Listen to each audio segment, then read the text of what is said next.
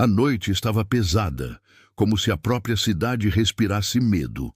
Um frio úmido se infiltrava pelas paredes do presídio estadual, erguido décadas atrás e já marcado pelo tempo. Entre aquelas grades enferrujadas ficava Edward Murrow, condenado à morte por uma sequência de crimes tão hediondos que nem os carcereiros ousavam pronunciar seus detalhes em voz alta. Havia nele algo que não se explicava apenas pela brutalidade de um assassino comum. Diziam que Edward matava não apenas com as mãos, mas com o olhar. As investigações confirmaram que, em menos de 3 anos, ele tirara a vida de 12 pessoas, cada uma de um modo diferente, como se cada morte fosse um ritual. As vítimas iam de mendigos esquecidos até uma jovem professora de jardim de infância. Não havia padrão que pudesse ser explicado pela criminologia. O que havia em comum era a frieza e a precisão. Nenhuma cena do crime deixava dúvidas. Ele queria que o mundo visse sua obra. O médico escolhido para avaliá-lo naquela semana era o Dr. Gabriel Lacerda, psiquiatra forense renomado, conhecido por seu ceticismo. Gabriel rejeitava qualquer ideia de alma, espírito ou forças invisíveis.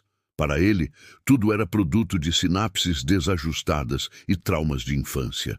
Tinha construído a carreira desmontando crenças, diagnosticando psicopatas e desmontando a aura de mistério que rondava criminosos. Na manhã da avaliação, Gabriel chegou ao presídio vestindo seu terno cinza, a pasta de couro bem fechada e a expressão austera que o acompanhava em todos os tribunais. Passou pela revista, pelas portas de ferro, até chegar à sala destinada ao encontro. Edward o aguardava algemado, sentado à mesa. Seu rosto era pálido, os olhos fundos e sorridentes, como se carregassem uma vitória invisível. Ao redor, 2 guardas mantinham postura rígida, mas evitavam encarar o prisioneiro por mais de alguns segundos. Dr. Lacerda, disse Edward, antes mesmo de o médico se apresentar. Finalmente. Gabriel se sentou, abriu o bloco de anotações e respirou fundo. Vamos ser objetivos. Preciso avaliar sua sanidade mental para o processo final de execução. Edward inclinou a cabeça, quase divertido. Avaliar a minha sanidade ou a sua? Os guardas se entreolharam, desconfortáveis. Gabriel manteve a calma, já acostumado a tentativas de manipulação. Mas conforme os minutos avançaram, percebeu que Edward não se limitava a provocações comuns. Ele narrava os crimes com detalhes cirúrgicos. A noite em que estrangulou a professora, descrevendo a canção que ela tentava cantar para acalmar-se, e o exato momento em que o último fôlego escapou. Contou sobre o mendigo arrastado até o porão de uma fábrica abandonada, onde foi forçado a beber óleo queimado até sufocar. Cada relato era acompanhado por um sorriso gélido. Gabriel anotava, mantendo a postura, mas algo no fundo da mente começava a ranger. De repente, Edward mudou de assunto. Doutor, e como está Clara? A mão de Gabriel congelou sobre o papel. Ele ergueu os olhos. Clara? Sua esposa. Edward sorriu. Ela ainda chora no banheiro quando você finge dormir. Ainda pensa se tomou a decisão certa em se casar com um homem que nunca acreditou em nada além da própria carreira. Um silêncio pesado tomou a sala. Os guardas franziram a testa, sem entender. Gabriel fechou a pasta abruptamente. Isso não tem relevância aqui.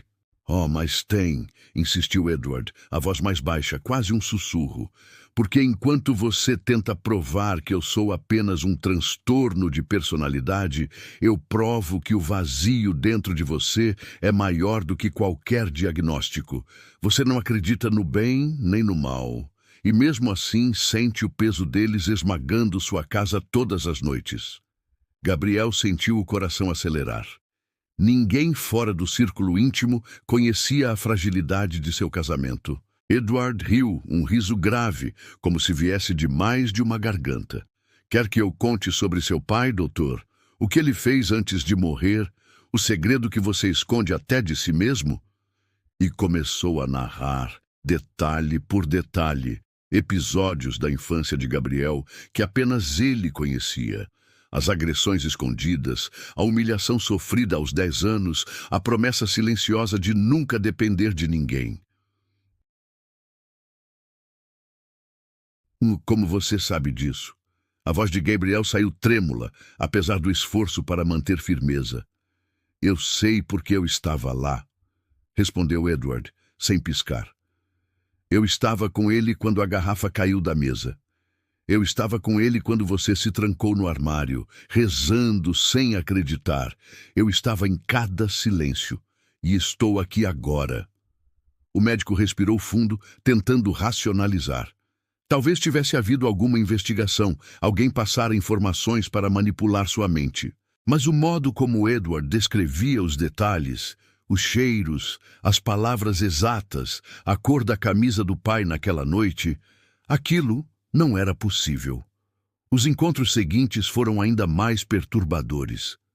Edward falava de crimes que ainda não tinham sido revelados publicamente, dando detalhes que depois foram confirmados pela polícia. Revelava segredos íntimos de advogados, juízes, carcereiros. Um dos guardas saiu da sala aos prantos quando o prisioneiro descreveu, sem erros, a tentativa de suicídio de sua filha adolescente. Gabriel se via diante de um abismo. Ou admitia que Edward tinha acesso a informações impossíveis, ou aceitava que havia algo além da razão, algo que não se explicava por esquizofrenia ou delírio. Você quer que eu diga que você está louco? Disse Gabriel em certo momento. Mas não está. Você sabe exatamente o que faz. Eu nunca disse que era louco, respondeu Edward. Seus olhos se tornaram mais escuros, quase negros.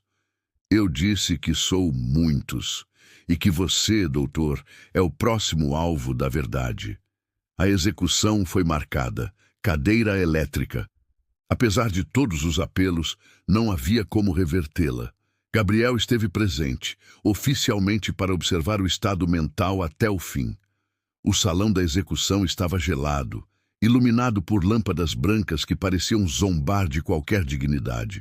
Edward foi conduzido, algemado sem resistência. Sorria como quem se despede de um jogo que sempre soube estar ganho. Últimas palavras? Perguntou o diretor do presídio. Não minhas, respondeu Edward, olhando diretamente para Gabriel. Mas as dele...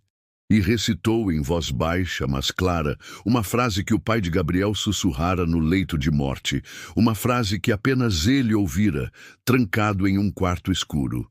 O coração do médico disparou. A corrente elétrica foi acionada. O corpo de Edward se contorceu, o cheiro de carne queimada encheu o ambiente. Depois de minutos, silêncio. O condenado estava morto. Mas Gabriel não conseguia desviar os olhos. Algo na expressão congelada não parecia humana. A boca estava curvada em um sorriso impossível, os olhos semicerrados como se ainda observassem. Naquela noite, ao voltar para casa, Gabriel entrou no banheiro e viu o vapor embaçar o espelho. Ao se aproximar para limpá-lo, encontrou uma frase escrita na névoa, como se dedos invisíveis a tivessem traçado. Eu disse que não iria embora. O coração dele parou por um instante. A respiração ficou presa na garganta. E no reflexo, por trás de sua própria imagem, havia um vulto sorridente de olhos negros observando.